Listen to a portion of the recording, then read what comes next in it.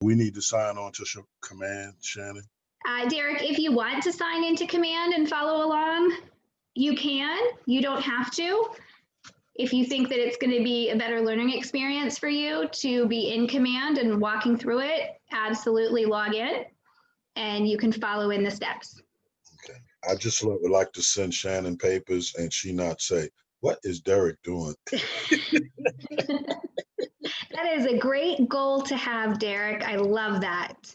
I love that. All right, so we'll start. I just want to hear from a couple of you to give me a couple of your goals for what you would like to learn while you're here. I know some of you have been using Command and DocuSign and some of you have not. So let me hear what you'd like to learn. What would make this feel a success for you when you leave here today? I think got one. Oh, go ahead. I got one. All right, Johnny, you go and then Young. All right. Order of operations of a buyer's agreement, right? I know I gather info, I arrange the documents, put it into Command, have everybody sign, but when do you sign? When does or when does the buyer sign and when does you sign? And then how does it all, how do I get it back to Command to where I'm not getting this? Yep. Yep. Done Awesome. well, but not well. Perfect. Perfect. We will definitely accomplish that today. That's great. All right, Young. I think for me is when I go in and like the rooms, the documents, and then going back and saying, oh, did I write in the information that I need to before I get it to them to sign? And if I didn't, how do I go back? Because your information for our office and then putting it auto-populates, so you can't do that. So a lot of times I'm going back in the rooms in a loop like, oh my gosh, I forgot to do that before I get it to the person. Yep. That's my biggest headache right now. Okay. Awesome. We will definitely hit that. And I mentioned for those of you that were in Power Up this morning, I mentioned that this is going to be focused more towards the basic beginner level. And in 2 weeks, I'm going to do this again. And if you guys all come back in 2 weeks, then we can take it to the next level and talk about some different tips and tricks. I mean, I could sit with you guys for 8 hours and show you different things with just the opportunities and DocuSign to make your lives easier. And obviously you guys would be asleep on me if we tried to do that. No. That's a battle when we in DocuSign and Command. We need the information. Right. Well, I'm going to give it to you little bits at a time so that it's not overload, right? All right. Give me one more thing that would make this a success for you. Adding you, like as in one of the people, your name isn't in there as one of the people. I always have to add you when I do the envelope. That's right. Whereas if I forget to add you when we doing the envelope, then I have to send you the whole package. Yep, perfect. Awesome. I'm going to touch on that as well and how having me in the envelope adds a piece of compliance that takes a step away from you later. So that's great. All right. With that, I appreciate all of you being here. I'm going to share my screen and we are going to get started in Command. If Zoom will let me share my screen, we will get started. There it is. Okay, so everybody that has been inside of our system before should be familiar with this page. I am not going to see chat messages from you as we're doing this. So if you have a question, just unmute yourself and interrupt me, okay? Or if someone sees that there's a chat message because someone doesn't have a microphone to be able to ask a question, please help your colleagues and ask that question on their behalf, okay? So this is where we're going to start in our main homepage. On the left-hand side, all of these applets that are wonderful things. Opportunities, again, is where we're starting to get us to DocuSign. When you are in the opportunities page, it's just very easy. Create an opportunity. You're going to already have the client in your database already. This is where you're always going to start. You're never going to start in DocuSign. You're always going to start in the opportunity. They're always going to be in as a contact already. For me, because I am blessed to have all 3 of the market centers, I get to choose which market center my opportunity goes with. You will not have those choices. It will automatically be the market center that you are assigned to, so don't worry about that. So today, in honor of me being back working with Kingstown on a more regular basis, we're going to put this one in Kingstown. We are going to do this opportunity as a buyer, and we are going to choose a client. Anything that you see with the red asterisk is a required field for you.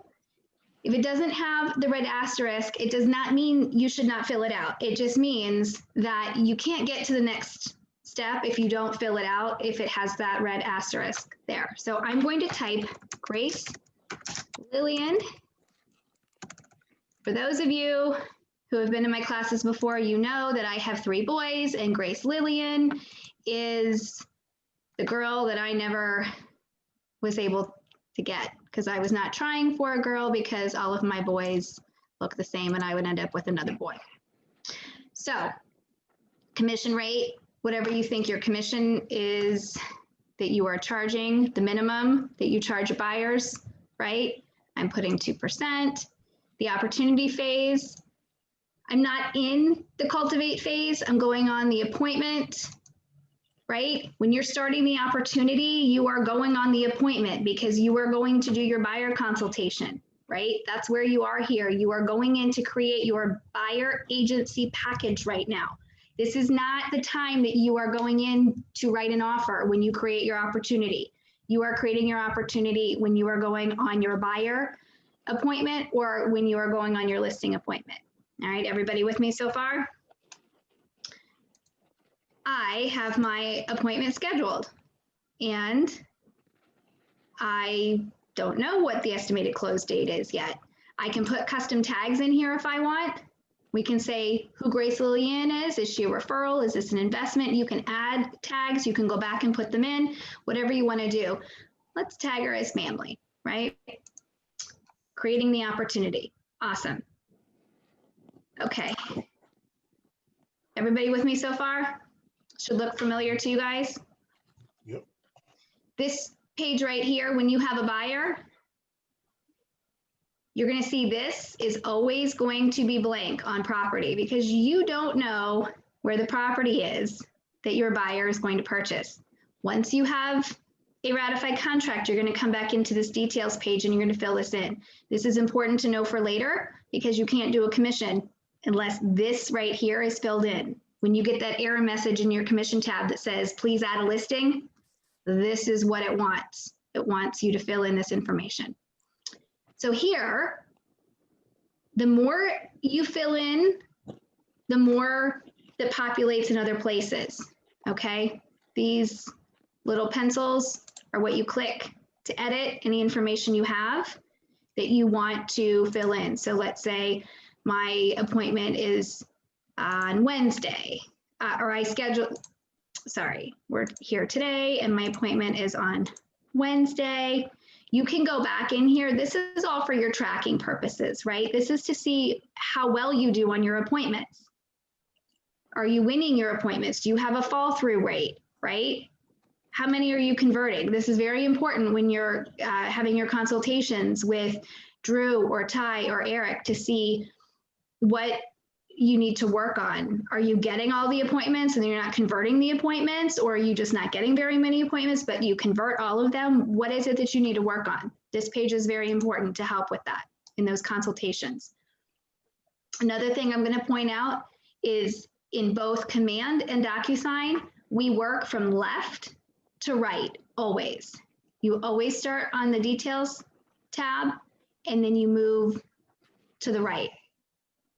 So here we are, details, skip buyer profile, we're gonna go to documents. Okay, did I go too fast? Is everybody with me? We're good? Okay, awesome. When you get to this page, you are going to see nothing because Command doesn't know yet what type of transaction it is that you're working on. I have gone in for all 3 market centers and I've picked different checklist types. Now, Fredericksburg, you're automatically going to get the checklist for whatever opportunity you created. So if you created a buyer, you're going to automatically get the buyer checklist for Virginia. If you created a tenant, you're going to get the tenant checklist, et cetera. For Kingstown and for Falls Church, we are licensed in Virginia, Maryland, and DC. So we have different checklists because there are different documents required. So over here where it says pick checklist type, you're going to pick the checklist type. We are going to do Virginia because that's what everybody's checklist is going to look like. Okay, everybody's checklist looks like this. We need to have all of these documents. So we need buyer agency agreement. And we need the long form for DPOR. And we need useful information about a real estate transaction. And the ABA and the cybersecurity notice. And trust, LLC, power of attorney, estate documents, if it's not being signed by the actual owner, we have to have the copy of the power of attorney. These are documents that you need to have in your compliance folder. I'll show you And right here. when you Yes. say long form, that's the 4-page one, right? The 4-page one, that's right, okay. The under contract folder shows you right here, everything that you need for compliance for the contract. And of course, the closed folder says everything you need for closed. I'm not sure what happened here. I need to go back and look. I was making some changes to Kingstown's this morning and I may have accidentally deleted some of the descriptions. But if you look here, like copy of MLS listing, you see underneath where it says conditionally required, and then it says if property was listed in MLS, this must be added. And down here for EMD, this can be added after contract has been submitted. I have notes in Falls Church and Fredericksburg, and I'll add those back for Kingstown that explain why we need certain documents or a note about what it is. So the ABA will say that it's a RESPA requirement. And the cybersecurity notice, that note says that it's required for our E&O insurance. So that the agents understand that I just don't want extra things to look at. And it's helpful to know why we need it so that you can talk to your clients about it. Okay, everybody with me here? Yes. Okay. If it's not listed here in one of these checklists, I probably don't want to see it in one of these folders. Okay, I will touch on that a little bit more, but just keep that in the back of your mind. If you don't see it here, there's somewhere else that you can put it. All right, from this tab, what we're going to do is we're going to hit the button that says start a transaction. This is how we get into DocuSign. We don't go into DocuSign first. We want Command to open our room in DocuSign. If we open a room in DocuSign first, then DocuSign and Command do not talk to each other. So you won't be able to send the documents back and forth, and the room information and the opportunity information will not sync properly. So we always go from Command to DocuSign when we start. And that's why it was important for me to start in the opportunity with you today to get into DocuSign. So I'm going to hit start a transaction. And it's going to take me to DocuSign. And I'm going to log in. And it started a room for me. Now, what you can see is it gave me the name of the room, which is to match what the name of the opportunity was. All right, everybody with me there? So now these are connected. I'm going to go to the left and go back to the details tab because I need to fill in details so that they get added to my documents. Anything that goes into this details tab will autofill into certain places in your documents that you have in the room, okay? When you have a buyer, there's almost nothing that comes in because you don't have any information. When you have a listing, more will import because you actually have an address for the listing. So here you have to manually add a little bit more information. So I'm going to click edit, and I'm going to come down here and I'm going to fill in the information that's required. So here, I'm going to fill in some information. I use this address. If you guys are following along, you can put in whatever address you want here.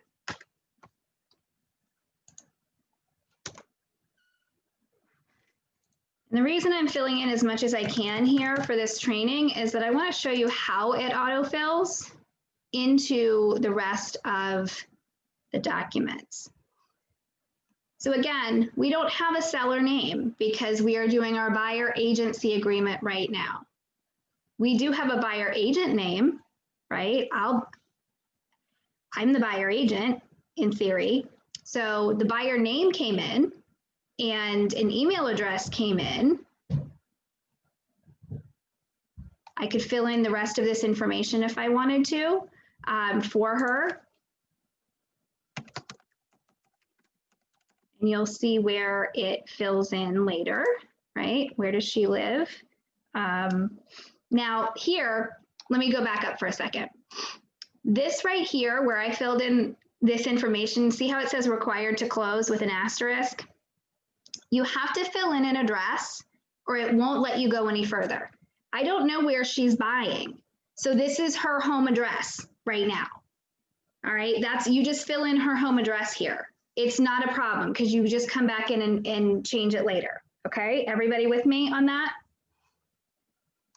So we can go in down. Yes. Question.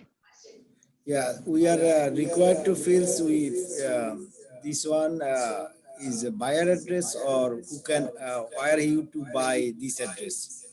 So right now you don't know where the buyer is going to buy because we're still in the buyer consultation phase. So this is their current address. Where they live right now is what goes here. Okay, after you take them out to see properties, then you come back in and you change this address to where the contract is being written on.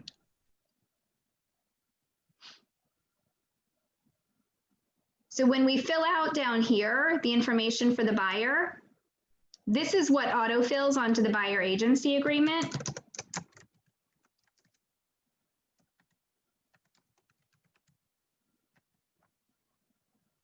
So it's important to fill out as much as you can. Is it going to let me select a state? Oh, wants the country first. Yeah, it won't let you do the state unless you do the country. Learned that the hard way. Thanks, Derek. All right, and buyer agent. We will say it's me. And company information filled in, right? You see how all the company information auto-filled, which is awesome. And somebody over in Kingstown remind me 22314. Is that the zip code over there? I think it is. Okay, perfect. So we're going to save this. All right, that's all the information that we have right now. That's all we need. Okay. Yeah. There's a lot of other information here that can be filled in later or would be appropriate for a listing. It doesn't have a red asterisk, so we don't need that right now. See, offer information, we're not making an offer right now. We are doing a buyer presentation. So now I'm going to click back to the Documents tab. And now I'm going to show you where you're going to add your documents from. You click the blue Add button, you have choices. You can do from your computer, from DocuSign Forms. There's an integration with Zip Forms. Some people are using Zip Forms, Dropbox, Google Drive, etc. So we're using DocuSign Forms. And you have a choice, a DocuSign Forms library, which then gives you every single form that's in those forms library. And you have to go through and figure out which documents you need, right? Or you can choose one of the forms groups that have been set up for your benefit, where you can just pull in the documents that are essentially a template, right? Sometimes there's going to be extra documents that you don't need all of the documents, and sometimes it will be exactly what you need. Question? Yes, ma'am. So when I clicked on add, it gave me the option to, oh, hang on.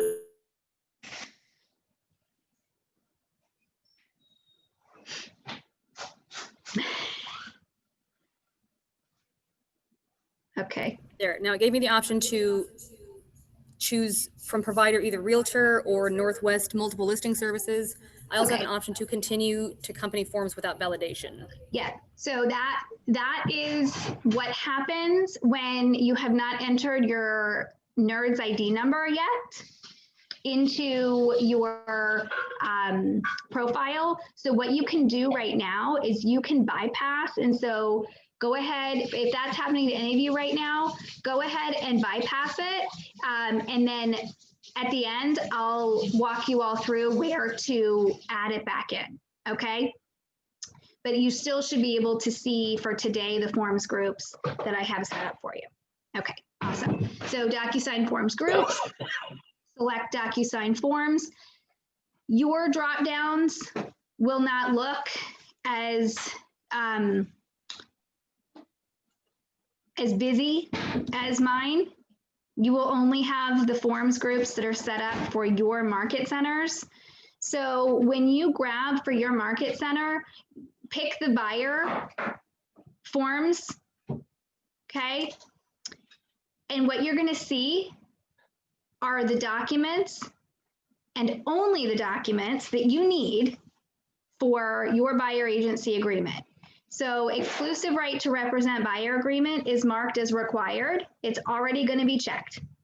The D4 long form is already in there. The ABA, the cybersecurity, and the useful information about a real estate transaction. You can click them all and then click add. So I'll show you, for those of you that are looking at a different market center, this is what Fredericksburg's looks like. And this is buyer form set. This is Kingstown, okay? So they all look relatively the same, all right? So I'm gonna go back and I'm just gonna uncheck, whoops.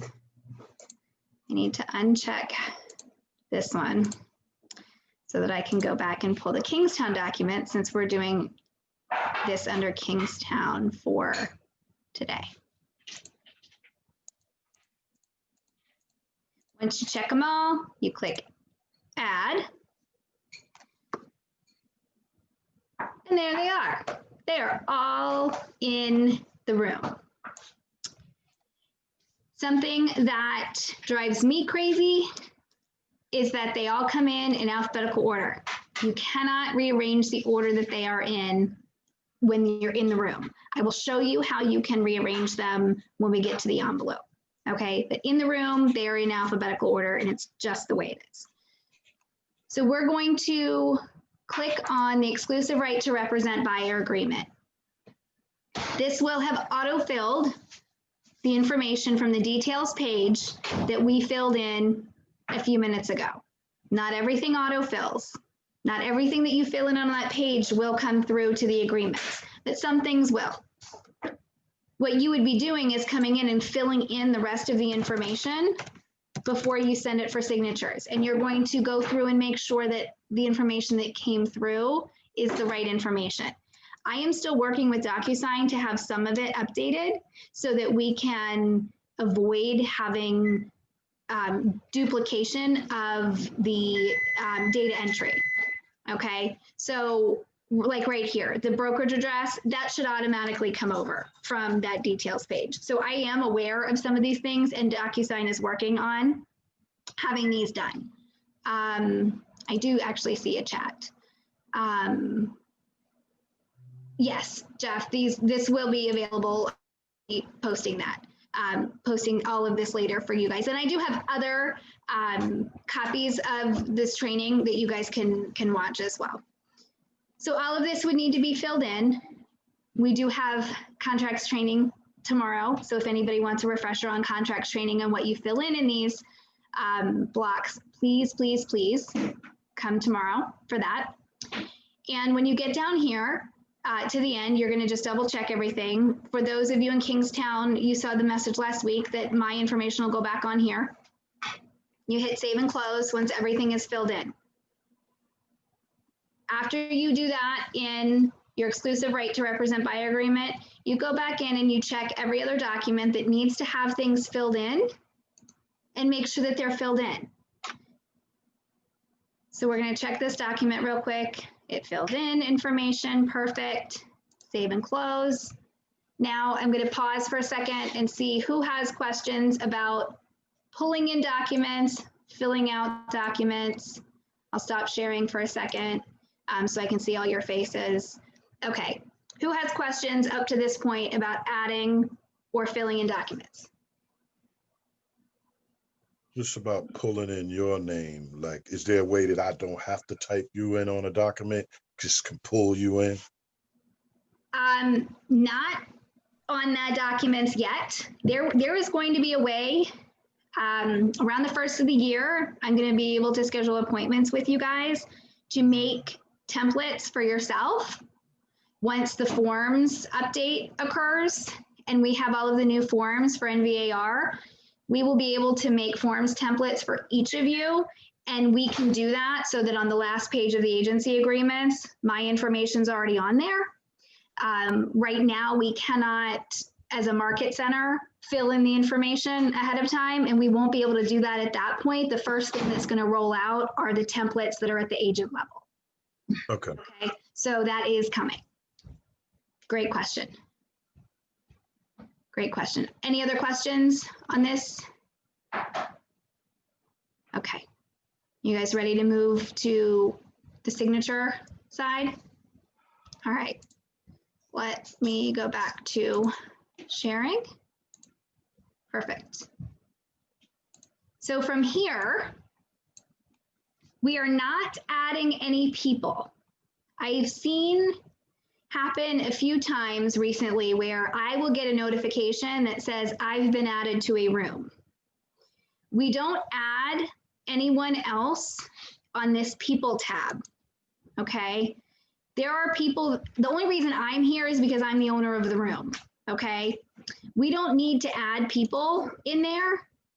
The only people that need to be in there are the ones that you've already brought in from the details page or are automatically in there because of the way that the accounts are set up. We're fixing the way that some of the like MCAs read. I know you guys saw, that Mary is still listed on there for Fredericksburg. And so we're going through fixing that, but you don't need to add any people specifically. You just skip that tab entirely, okay? You can go to the envelopes tab, but I want you to reserve the envelopes tab for going back to view envelopes you've already created, not to create an envelope itself. All right, I want you to only use this tab to go back and review envelopes you've already created. I'm going to show you from this page how you create the envelopes. When I hovered over this document, a circle appeared in the top left-hand corner. When I check that circle, an entire new toolbar comes up with all kinds of awesome tools. This pen is what we use to create an envelope. So what I'm going to do is I'm going to grab all 5 of these documents. because I need all 5 of these documents for my buyer agency agreement to be sent to my client. So once I grabbed those, I'm going to hit create envelope. And that's how I want you guys to create the envelopes. It's a much more foolproof way to get all of the documents in there that you need. The first thing that I'm going to beg you all for your own sanity to do is to change the envelope name. Instead of please DocuSign, I want you to change it to buyer agency package or something similar, okay? This envelope is specific to your room.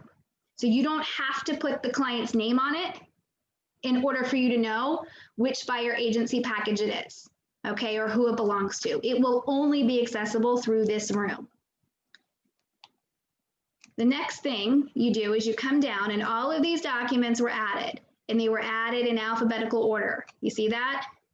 And it drives me crazy because I have a specific way, I'm sure this shocks all of you, that I want to see the documents going to my client.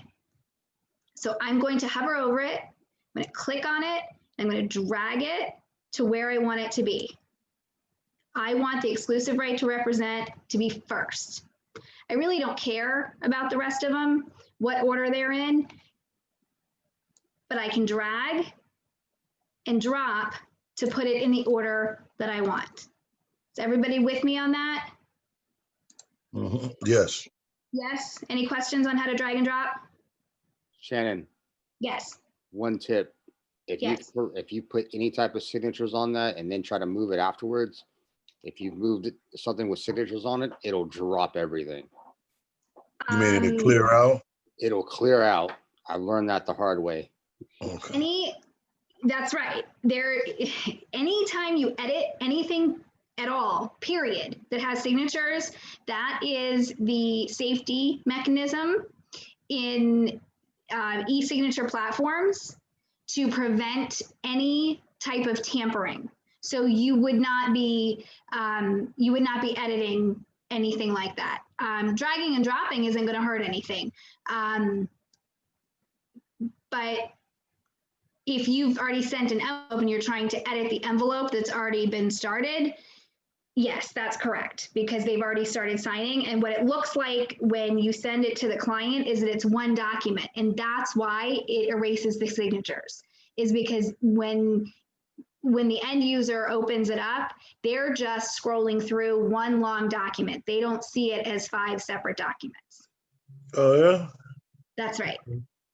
That's right. Okay, next thing we do is we add recipients.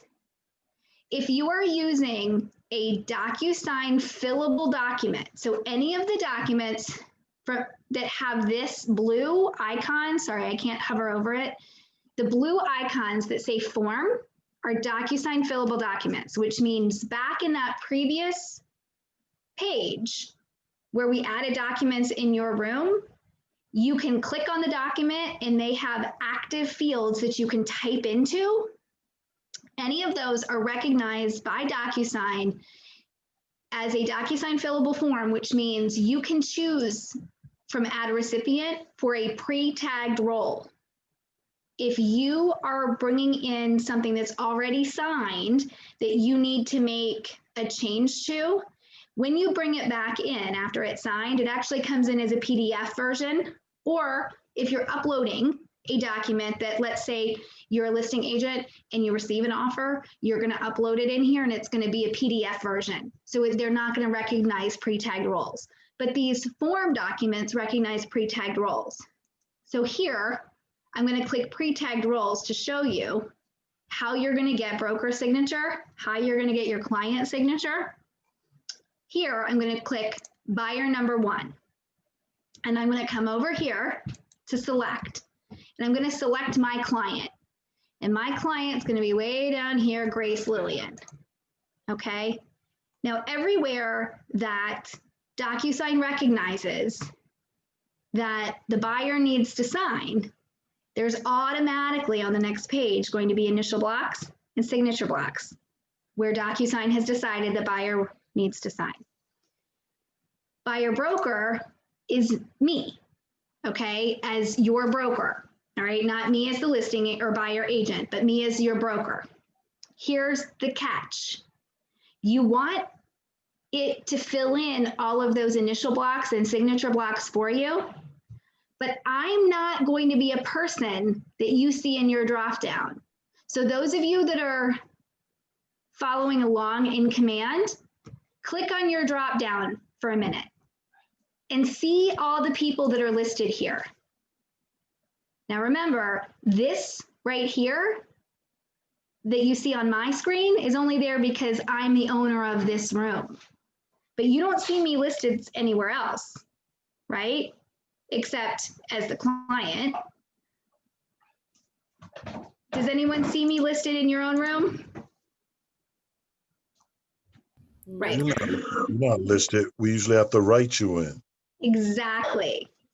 So you would choose this box right here, but you wouldn't pick anything from the drop-down menu. And then you click select. Okay. Now here, it brought in buyer number 1, and it brought in buyer broker. And what you would do is you would type my name, and then you would type my email address. Oh, okay, Shannon, I understand now. Okay. One day we'll be able to get that to fill in as one of those pre-tagged roles where you can choose from the drop down. But right now, this is the best we can get for you. Now, what you're also going to do is you're going to change me to be the last signer in the envelope. So there's 2 ways to do this. All of your clients can sign as number 1. So if you have a husband and a wife or 2, sisters that are buying or friends that are buying or a mother and a child or whoever it is, your clients, right? Or you have 5 people that are buying together. You can have them all sign as number 1 and then put me as number 2. I prefer that people sign in an order that triggers to someone else. So when I'm presenting to my clients, I always tell them, so-and-so is going to sign first. And once he or she finishes, it's going to then email the next person. And when the next person finishes, then it will come to me as the broker.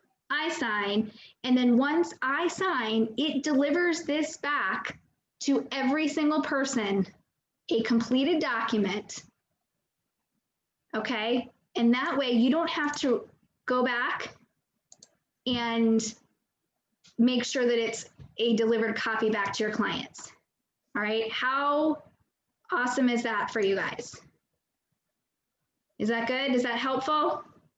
Yes. Okay, awesome. So for those of you that have been doing agency agreements and listing agreements in Kingstown, that is a difference for you in how you were doing it. You were submitting unsigned documents in command, and now you are going to be sending them this way to me and then only submitting signed documents to me in command. Now, can I just ask, just for clarification? yes. You have 2 people, Grace Lillian, and then you have her husband or whatever. Yes. They would be both number 1? They could be. Or they would be 1, 2, and you would be 3? Yes. Okay. Yes. And it's however you prefer to have it sent to your clients. I prefer to have it 1, 2, and then 3. And some people prefer, sorry, I'm working in my kitchen right now. Okay. I prefer to have, 1, 2, and then 3, but some agents like to just send to both their clients at the same time as both number 1, and then come to the broker as number 2. Okay. Oh, Shannon, when you list them as both number 1, that means they get it at the same time? It does, and it means that one won't see the other's signature because they're both going to get blank documents. And so when one signs, they're signing a blank document, the other one's signing a blank document. The only person that's going to see both signatures would be me. So the reason I do that way is because I have a lot of military clients. And so one of them might be a little bit longer on the signing than the other. I mean, you could always, I guess, put the one that's going to do it quick at first, but Yeah, and I do it that way, and I have the conversation with them and say who wants it first, and that way, Okay. because I don't trust technology, so I want them to be watching for it instead of saying, well, I never got it, right?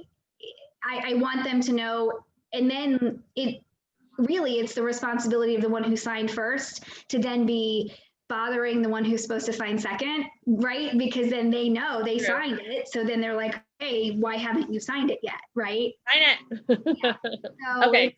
Thank right. you for the Yeah, clarification. absolutely. But again, it's whatever works for you guys. Now up here, I asked you guys for your sanity to change the envelope name. For my sanity to help you guys, please change the email subject line down here from please DocuSign to something else. And I don't care what. It really doesn't matter.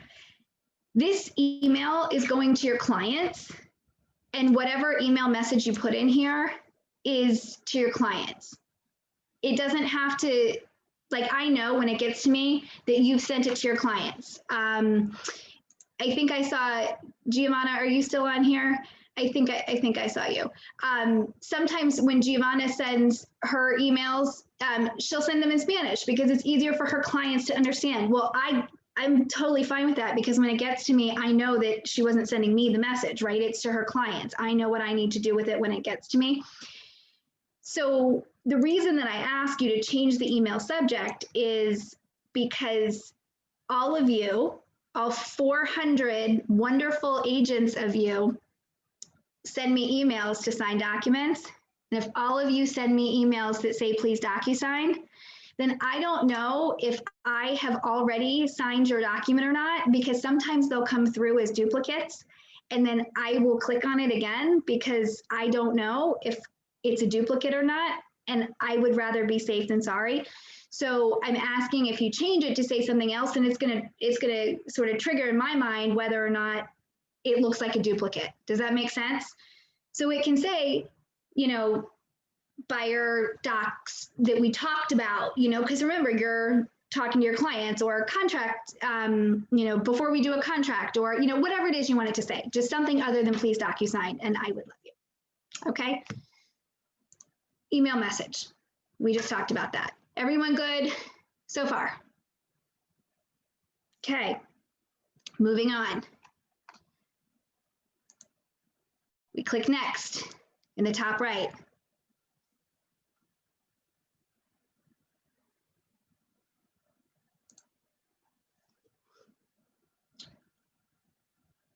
Oh, the red boxes are still there. Okay. So the red boxes, for any of you who are doing documents over the weekend, the red boxes will go away. The red boxes don't hurt anything. They're just annoying. The red boxes are highlighting fields that do not have any data in them.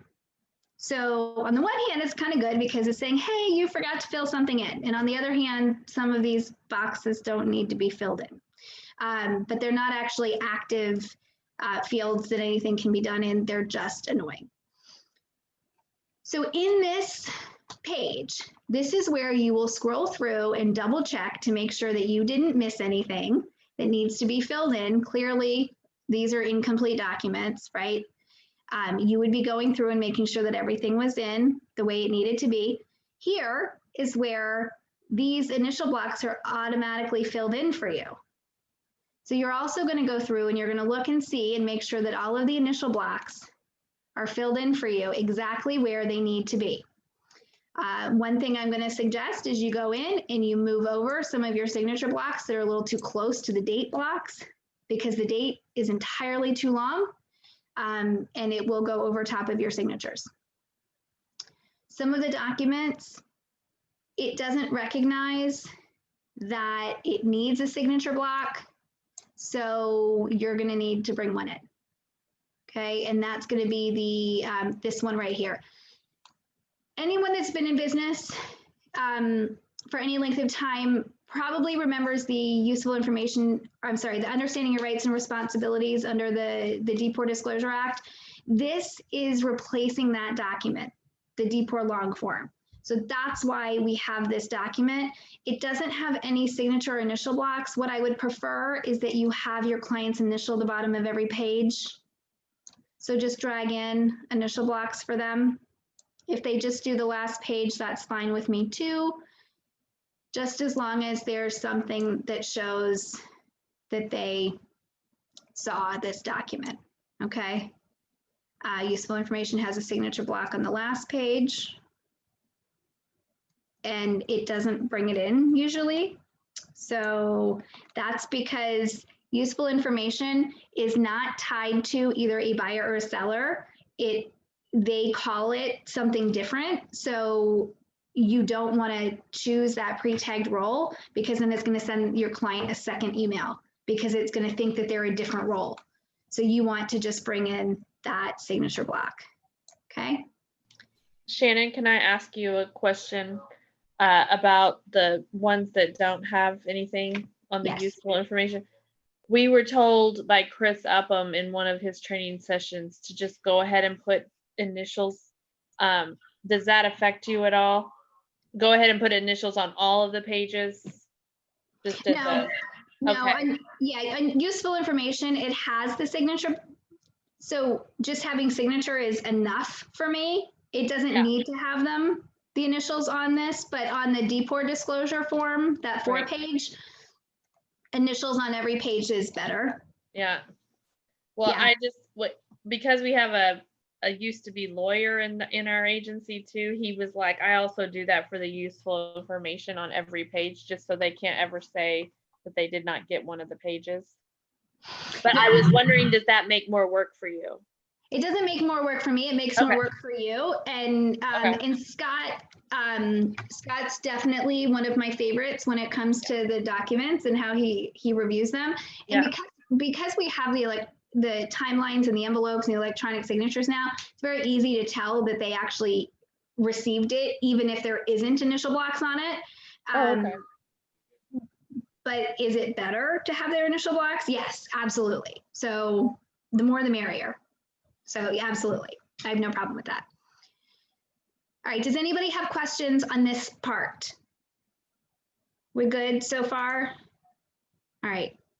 Once you have what you need in here, then you hit send. And I don't think it's going to go anywhere because it's a, I don't think I used the test email address. So let me show you guys. I did. All right. Here's your documents page, right? Back where we were. The envelopes tab shows you anything that's completed or out for signature. Now I want to go ahead and complete this for you guys to show you how to connect it in Command. So I need to fix this email address. So I just clicked on the envelope and it shows me what the status is, what the stage is of this. So I'm going to click correct because I want to fix the email address. Let's say you guys were typing something in and there was a typo, right? And you need to go back in and correct it. So it brought me back up to say, where do you want to correct? So I'm just going to send this to my email address here so that I can click through and sign and show you what it looks like. So I changed it and I'm hitting send. So what'll happen now is it's going to come to my email and I'm just going to click through real quick on my phone. And when I do that, well, actually, you know what I can do is I can show you here. I can show you what it looks like for the clients. This is what it looks like for the clients when they get it. So they see, they can click start and it's just going to jump them to each place, or they can scroll through and read everything and then come back up But as I was saying earlier, see how it looks like it's just one PDF that they're scrolling through? So it's nice for them. They're not reading this. That's why it's super important for you during the buyer consultation time to explain to them what it says, just to hit the highlights. All right, so Grace Lillian is going to sign this.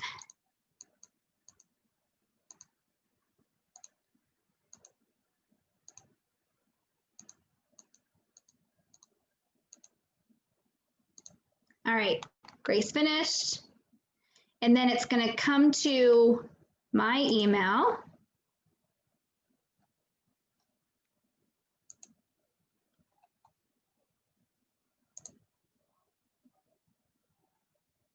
See how I didn't change how it said, please DocuSign, and this actually came through twice to sign. So I would have clicked on both of those. All right, this is me as the broker. Okay, so you guys know, when I'm looking at these, when you send them to me to sign up front, if it's a listing, I don't know whether or not the name is going to match what's on the tax record. One of the reasons I ask for the tax record on the listings is because I'm matching it up to see whether or not the name on your listing agreement matches the tax record. If, for example, my husband's name is Nathan Lauterstein, we call him Nate. If I did a document that said the listing agreement was with Shannon and Nate Lauterstein, and then it came to me through compliance, I would kick it back because the name on the deed would not be Nate, it would be Nathan. So it needs to be the legal name. Same for the buyer representation agreements. If you have a buyer who goes by Bob Jones, but his real name is Robert, you need to have Robert on the buyer agency agreement. It needs to say exactly how they're going to take title, because whatever you put on the buyer agency agreement is likely what's going to autofill into your contract. And that's how they're going to prepare the deed. So make sure that it's their legal name that's going onto the agency agreement. So I'm looking at names. I'm looking for expiration dates. I am looking for compensation in here. I will just highlight for you that compensation needs to be a number and not words, right? So per MLS or per seller offering or anything to that effect is not binding. It needs to be the minimum that you are willing to accept. And it has to be the same across the board for all clients, all right? So I'm looking for those things. I'm looking to make sure that something is checked here. Does consent to designated, does not consent to dual is what I want. So those are the things that I'm looking for when I'm scrolling through. I'm looking at these documents a little more carefully once you submit them for compliance. I want to get them signed for you quickly, so I'm just looking for a few key things in order for me to get them back to you, to your client, and be able to get back the signed agreement. All right, does that make sense to everybody? So sometimes I'll sign it, and then when you submit it in for compliance, I'll say, hey, I need you to fix such and such, or in rare occasions, there'll be something that I notice that needs to be fixed before I can even sign it. Like if the expiration date's passed already, I'm going to kick it back and ask you to fix it before I sign it. Hey, Shannon, this is Jeff. Yes, Jeff. If I'm dealing with a client and they say that they're not interested in doing like an exclusive agency, but they'd be interested in doing an open agency or some other agreement, is there typical paperwork for that, or do we not do that, or how do you proceed with that? That's a great question. We only do exclusive right to sell and exclusive right to represent buyers. Okay, thanks. Great question. All right. Everybody, can everybody see command right now? I had an alert that I was not sharing any longer. All right. Everything should be signed. I'm going to refresh this DocuSign page, and now it says completed. All right, everybody see that? It's completed.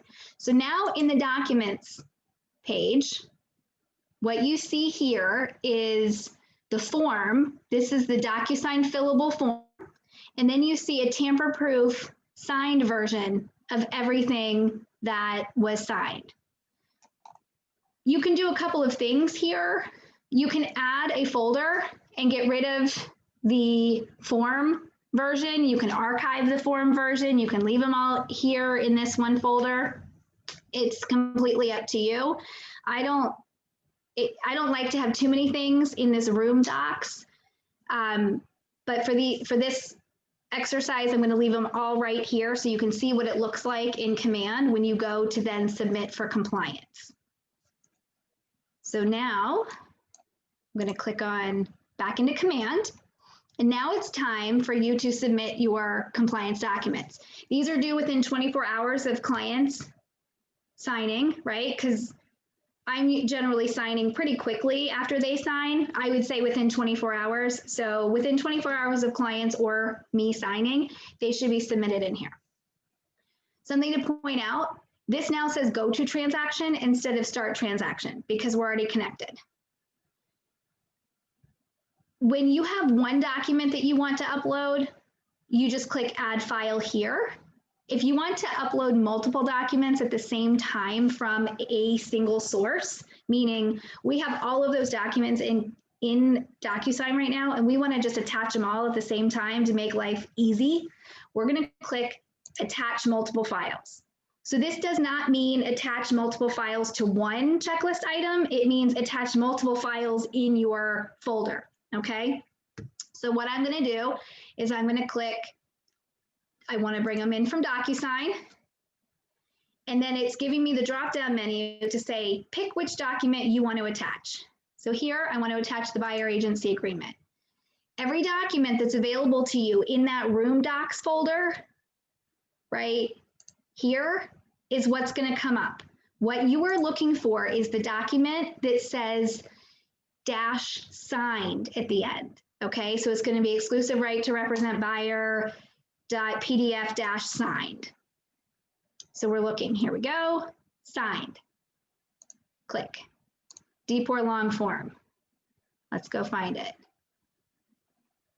Deep or long form, signed. Useful information, signed.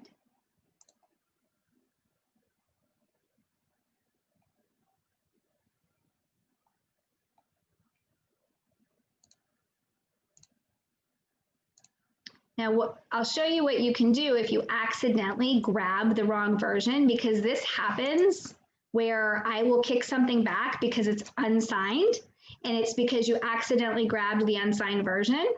So here I've got everything I want. I click attach. There we go. You can double check here that all of them say signed. Signed. What happens if you brought in one that wasn't signed? Click the three dots. You can remove it or you can replace it, right? You might have it, there might be an option after I've returned it. After you submit it and I return it, one of these options is going to say replace. And so when you say replace, it will say, okay, well, what do you want to replace it with? Do you want to upload something from your computer, from DocuSign, whatever, and it gives you the same options, all right? Who just learned something? Who thinks that that's an awesome feature? Okay, it's gonna make your life a little bit easier. I used to download everything and then come here and upload everything. Okay, so that's gonna make it a lot easier for you, right? Okay. Yes. Great, I'm very glad to hear that. So now, once you have everything here that you need, you're going to click Submit to Market Center. When you click Submit to Market, you click here and it says, are you sure you want to submit this? Right? Like, are you really sure everything's there? When you click submit, it goes into this status of submitted. And over here on the left-hand side, it now says submitted. As soon as you add any document into this folder, this will say open. If there's no document, there's just nothing there. But if you add one document, it'll say open. So let's say let's say you had a couple of these documents signed, but not everything, and you needed to go back and get one thing signed, but you wanted to put them in here just to make sure. You could add them and just not submit it and leave it in open status. Okay, that's fine. Go get your other signed document, put it in, and then submit everything. So once it's submitted, it comes into my queue. And when it's in my queue, I review everything. When I review it, you will see this submitted change to either approved or returned. If I return something, there will be a red like text box right here that will tell you why I've returned it. It'll say rejected where it says uploaded, and it's red and highlighted. And then you just hover over the little text box and it'll say exactly why something. You will have absolutely no question in your mind why I've returned a document.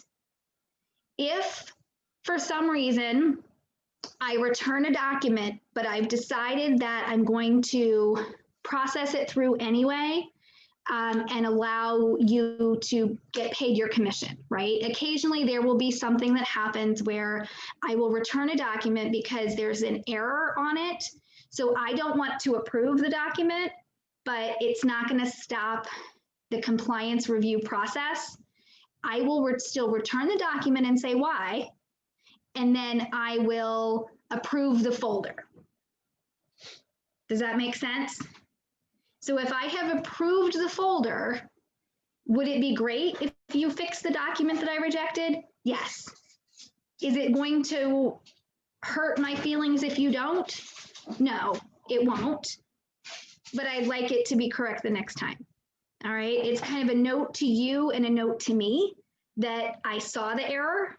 It's a note if we get audited that I saw the error, but I'm not going to stop the process from continuing. I just want everyone to learn from it. Okay, I'm gonna stop sharing for a second and let's talk.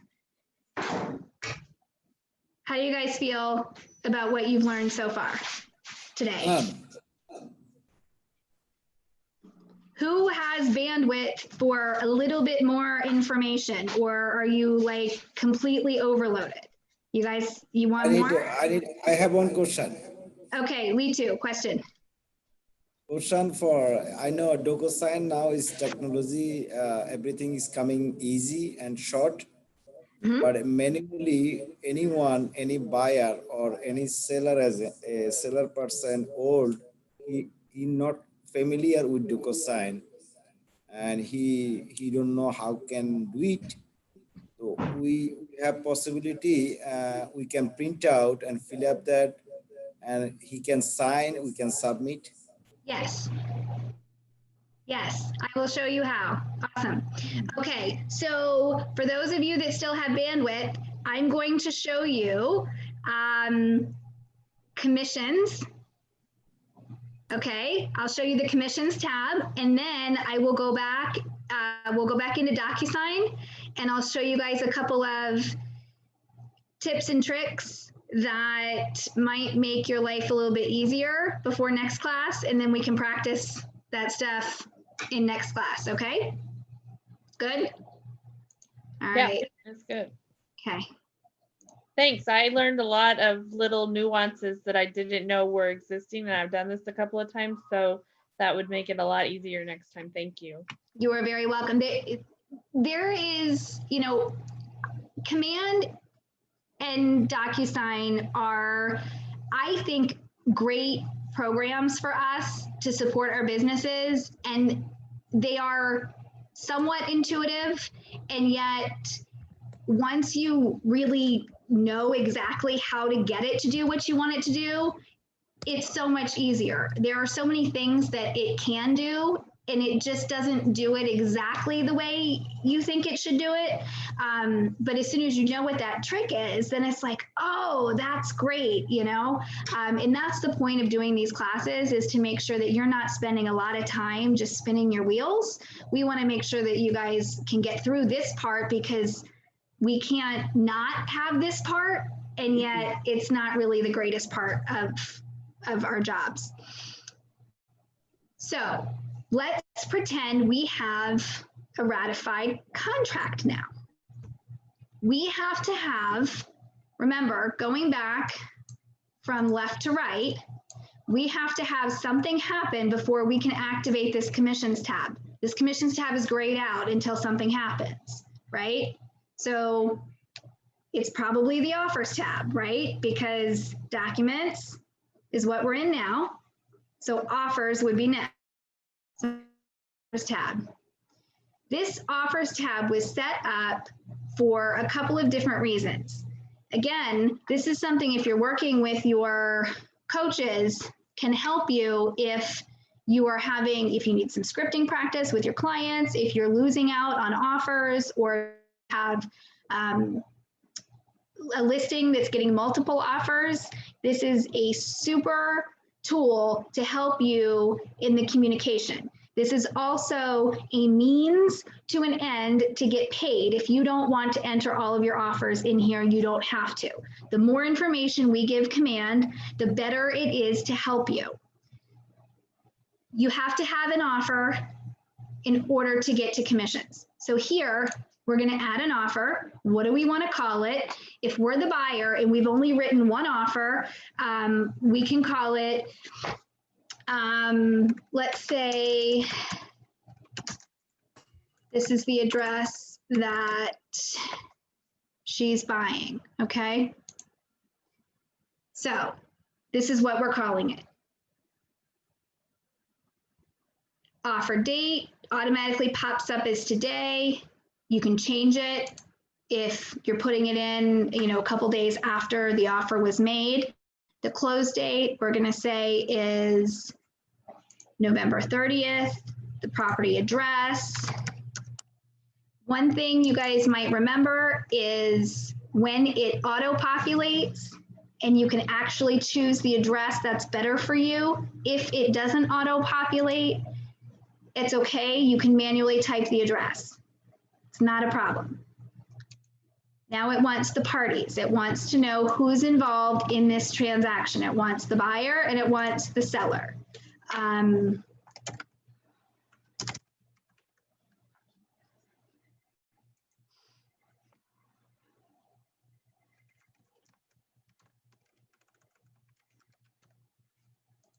These down here, email, phone, whatever, don't have asterisks. The name you have to have. All right, who's the agent? Remember, the more you put in, the better. The terms, this is where you put in the details that if you were going to be printing the sheet to take, if you had a listing where you were going to print to show just the basics, so your client can make a decision, this is where a lot of it would go. So cash means down payment. How much are they financing? That's your purchase price. What's the earnest money? You can type in either place. Is it a percentage as the earnest money or is it a dollar amount? It'll back it in for you. We don't have option fees here. Is the seller going to pay any closing costs? Agent analysis. This is where you can type good things, bad things, right? A good thing on this could be quick closing, low down payment. Okay. Anything you want to put in here, again, it prints on your analysis sheet. Now you have an offer, right? You have to accept an offer in order for the commission tab to open. So we're going to click accept. And there we go. Now we can get into the commission tab.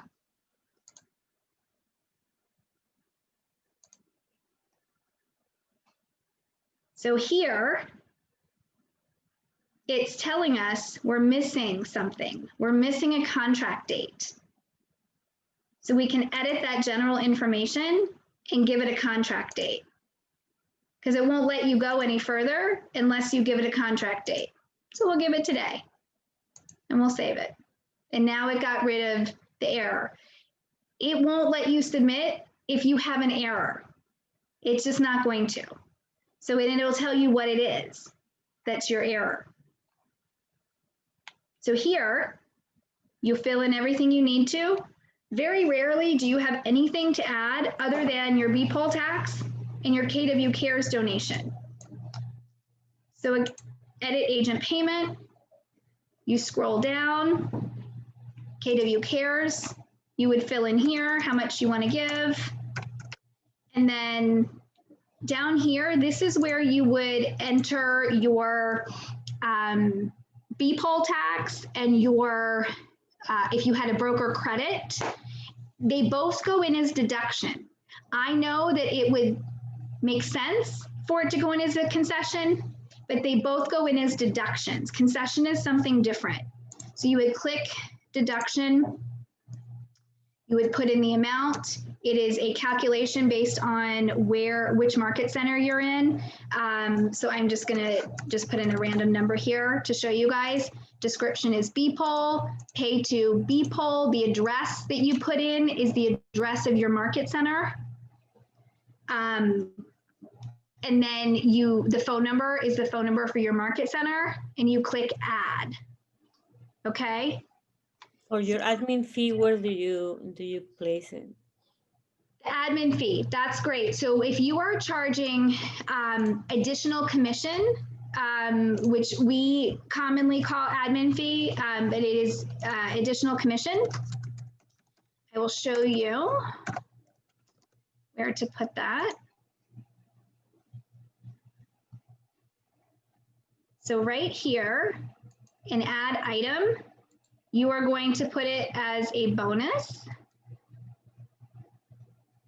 And then you just put the amount. So Giovanna, if you are charging $4.95, you just put $4.95 and click add, save change. And then what you see is that the B-Poll came up down here as a deduction, and up here, the bonus is an addition. Okay, so anything that needs to get added, you do through edit agent payment, and then extra payment options here, add item. Okay. Everybody good with that? The split is going to be automatically written? The split?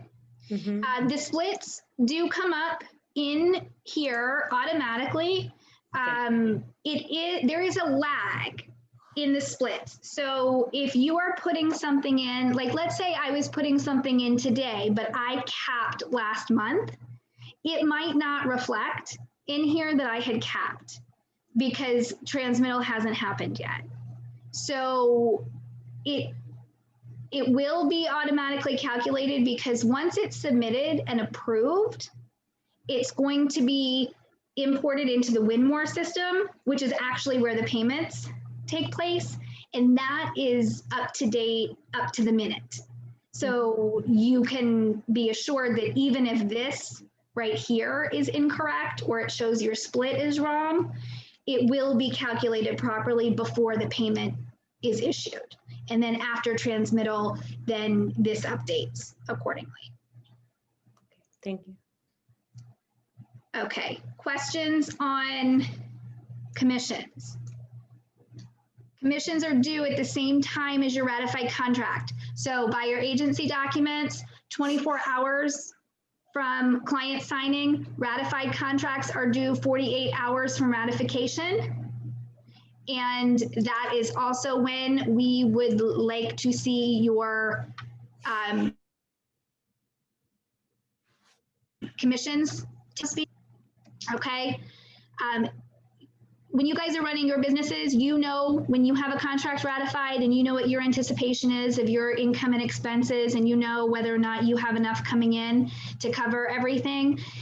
The market centers are running a business also. And just to be very candid with you, if we don't know from the commission tab side, that's how we know if we have income coming in, if we need to be watching for your money to get here, right?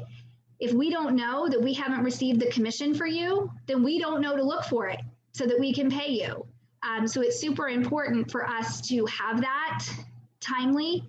When it comes to the ratified contracts, remember, while we are not going to take your clients away from you, right? The clients are working with you. The law says they're working with the market centers, with the brokerage. So we need to have those documents so that if something ever happened and we got a phone call, we know that that person was actually our client and we can help out. The other thing is that I'm going to put my eyes on it. And if there's something that needs to be corrected, if I'm seeing it within a couple days of ratification, we can correct it much easier in the beginning than if it's a week before closing, right? Some things need to be corrected and some things just need to be watched. And it's much easier if we get a look at it early, okay? So what I noticed here, because my assistant has been done the commission, so I haven't do it. Yeah. So I can see that automatically you can see how much you are far from your getting the cap, right? Yes, I didn't yes. see that, okay. Yes, you can. Yep, absolutely. And that's one of the nice things about that wheel. And eventually it will be, they're working towards it being as up to the minute as the Winmore system. So as we continue with the updates in command, it's going to be not just waiting till after transmittal. It's going to be up to date. Great. Okay, awesome. All right, so you guys good on that? I can show you a couple more things in DocuSign. Okay. All right, did it switch to DocuSign? You guys can see DocuSign now? Yes. Okay, so one thing that I want to show you is on a, let me do this. Let me grab a document and show you what happens on something like the contingencies and clauses addendum from NVAR. So we have a couple of documents that do some funny things. And one of them, it's going to save you some headache maybe, is the contingencies and clauses addendum.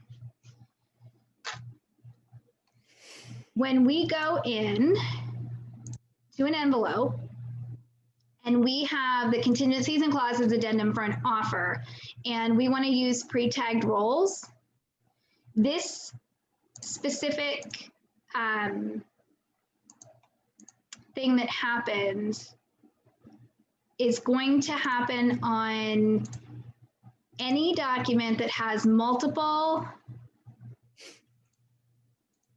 places that paragraphs can be invoked. So home inspection contingency addendum, financing contingency, where for conventional financing, you know, where you have automatic expiration or automatic extension. Do you see here how it automatically puts in the initial blocks for you? It puts them in everywhere. Every single place it puts them in. So what you have to be aware of is that you'll need to go in and delete any block that you're not activating for your client.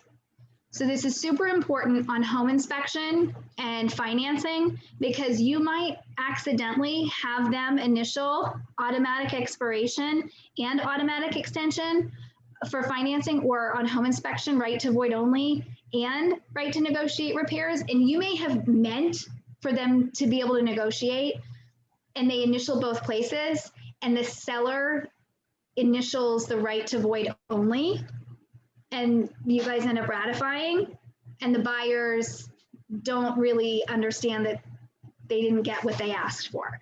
So I wanted to point that out to you, that this is important to go in and you just click it and click your delete button. You can click on it and you can drag it to the trash. I just like to click it and click delete. It's just super easy. Okay, so questions about that? Did anyone run into that as an issue? Is anyone glad I showed you that before you run into it as an issue? Yeah, it is good to know the cons that we find in this system, and that somebody like you can tell us that exist the mistakes, that sometimes we are like frustrated going around and around. Yeah. And now we know that, you know, it's okay. This is and I'm on a call with KWRI. It's a DocuSign specific call every other Thursday. and I can act as your help desk for DocuSign related issues. There are a lot of times that you'll run into something and it really is a system issue, right? There's something going on and it just, the technology isn't always perfect, right? And we might need a workaround. That's okay. Call me and I can help you with the workaround, because DocuSign doesn't know what legally we're allowed to do to get around certain things. And they're not actually using the system. I'm in the system every single day. So I'm going to be able to help you to get around certain things. And I'm going to take the time. We're going to be able to share screens, right? I'm going to be able to walk you through it. So please call me before you call DocuSign support. I don't mind at all. All right. Here's something else I want to show you. How about combining documents? Who wants to know how to combine documents? Remember how we clicked on to go into the envelope? If we click on the signed version of these documents, we can do a couple of things. One thing that I really like to do with offers is I like to download an offer package in a certain order before I will submit it. If I'm submitting to a listing agent, I want to have it in the right order. I want it to be clean. I want to be able to attach it to my email and say, you know, hey, Jane, it was really great talking to you earlier. Here's the offer I promised for my clients. They were super excited to work with you, whatever, right? So how do I get it to do that? Well, all of these documents that I just highlighted, if I come up here, there's a combine button. When I click combine, it gives me the list of the documents, and I can drag and drop them into the order that I want them to look like when I save them in my order, right? So whatever order I want them to be in, that's the order they're going to be in. I type the new document. So this is, I'm just going to call it new, or how about this, combined buyer agency agreement. All right, signed. Or maybe I just want to give my client a signed package, right? That's all one document. I click save. It saves the original documents just as they were, and it gives you an additional document that you just created right here. There it is, the signed document. Okay, so that's one awesome thing. Now, let's say you get an offer from someone and it has the COVID-19 addendum, and you're not accepting the COVID-19 addendum because you've listened to me and Steve and it's a terrible idea and you're taking it out and in the counteroffer, right? You're getting rid of it. They didn't mark it on page 12 that it was an additional document and you want to get rid of it. So you have this PDF and now you need to be able to split it. So you're going to right click it. When you right click, it gives you all of these choices on what to do with the document. I want to split pages. And it gives you each page so that you know which pages you want to be where. So you can split it, pull out the document that you want to pull out, and then combine it back together before you send it to your client. So if I wanted to do, let's say I just wanted to pull out the buyer agency agreement on this one and then send the rest of it together. So I just want to split them up again. So this is just signed. So we're going to say pages 1 to 5. See, it highlights it for me. Then I want to add another document and I'm going to say remaining pages. And so then I've got pages 6 through 15.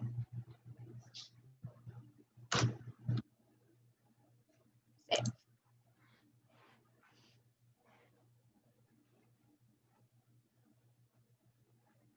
There we go. So what do you guys think of that?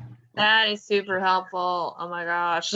And Glad you can do that. And you don't have to just do it with DocuSign documents that you use. You can do it with anything, any PDF that you upload. So if you have something that you're working on that you need to split or combine, any PDF. So I have a folder that I work on things that I call SML docs, right? My initials, it's just SML docs.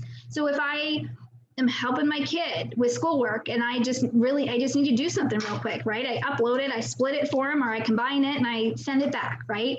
There's so many things that you can use your resources for, right?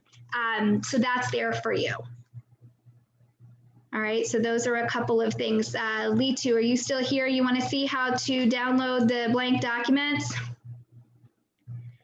So I'm going to suggest that you always fill out as much as you can in the details tab. There's a couple of ways that you can download the documents to have them signed.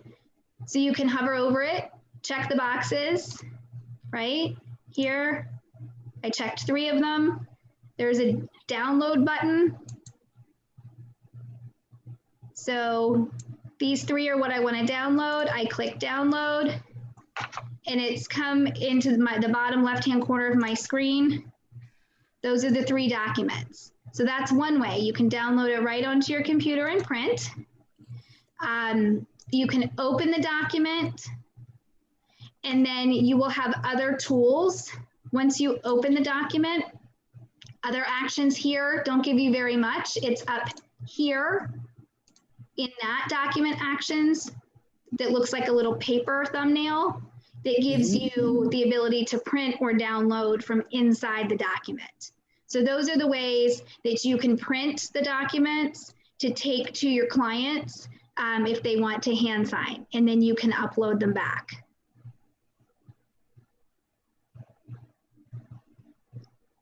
All right, questions, comments?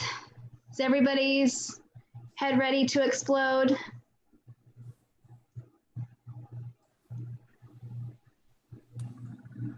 Super helpful, all of it. Good. I'm glad. I had a question. Yes. I've been using the people tab on there and adding folks in when I'm sending them documents to sign. Yep. And I had a client this morning tell me that he tried to upload some, so he gets invited to the room by putting them there in the people. And he said he had an option to upload some documents and he tried doing that. I couldn't see them. Is that something that's supposed to be a feature here that the clients are able to upload? Yeah, so that's one of the confusing pieces, is that it seems like you should be able to have your clients upload and they can't. It's only you as the owner of the room who can upload and edit the documents. Okay.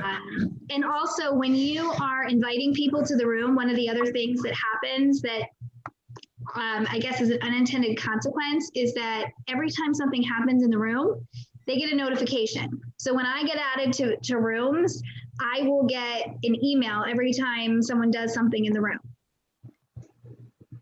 So I love seeing when everybody is doing things, and all 4,000 emails a day.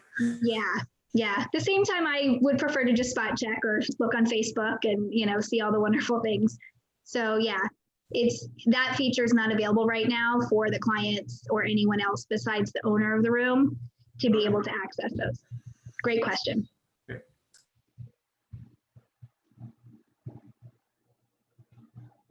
What else do you guys have? Did I hit all of the questions that you guys had earlier today? Johnny Q, do you understand the order of operations now? Yep. Definitely have that. And then now I just got to go back and get all the documents for compliance. Perfect. Excellent. For both my clients. Ms. Shannon, Yes, sir. is there any way that we can practice this and without, putting in any things, like we can practice some of the things, and it's asking like a room and all these things?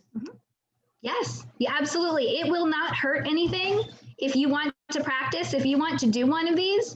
If you want to practice documents, filling out agency agreements and filling out a contract and send it to me to review and just mark on it somewhere that you're doing it for practice and you'd like feedback. When we do boot camp, it's suggested that these documents get sent to me for review also. So absolutely practice, do a buyer agency package, do a listing package, do a contract, send it to me, go through the whole process and just make a note on your opportunity. So that I know that it's not, a real client, and that way I can give you the appropriate feedback on it. I'd love it. Absolutely. Thank you. You're very welcome. Great question. I have go ahead. a quick question for you. Yes. I've been trying to kind of follow along here as we've been going, and I'm really new to Keller Williams, so I don't have any clients in the opportunity section. So I was trying to put in the information you put in. I couldn't find that. I can't write it in, and I've been working with Eric to get my opportunities loaded in. So right now for me, it's challenging to follow along with this process. Is there a way I can do that? Can I grab somebody that's in the system already from somewhere else?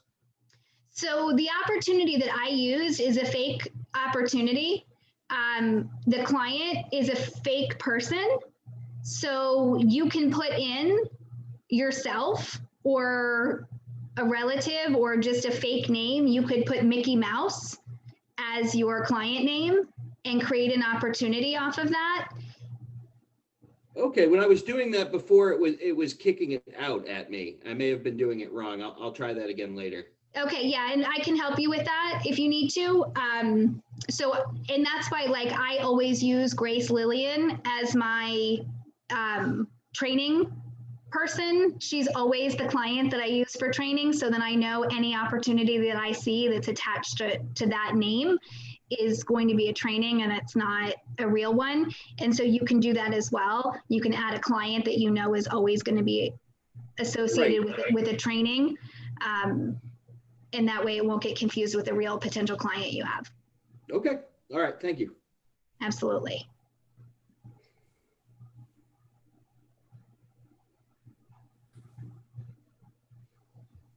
Who else? I just put it in the chat, but I don't know who has access to it, but at the KW Masterminds, Chris Upham has several videos that he uploaded this summer that he did some trainings on. That's really been helpful to me as I'm, new also. And it helps walk you through buyer presentations, listing presentations. There's other things there. I mean, I don't know if only Kingstown has access to that, but maybe the others do too. Yeah, I'll double check. And I know that we're working on combining some of the training videos into a KW United YouTube channel. I know all of the individual market centers have a YouTube channel, and there's also some additional ones on the regional YouTube channel, but that's a great point. I'm going to look and make sure that everybody has access to all of them. They're long. They can be long because Chris is very detailed. Yes. But stick with him. Yeah. Get to it. Excellent. All right. Any last questions or comments before I let you guys get back to your Monday? I really appreciate you guys sticking with me so long today. Well, I really appreciate this that you have recorded. I'm gonna leave it to my to Valeria, which is the one you might be listening from.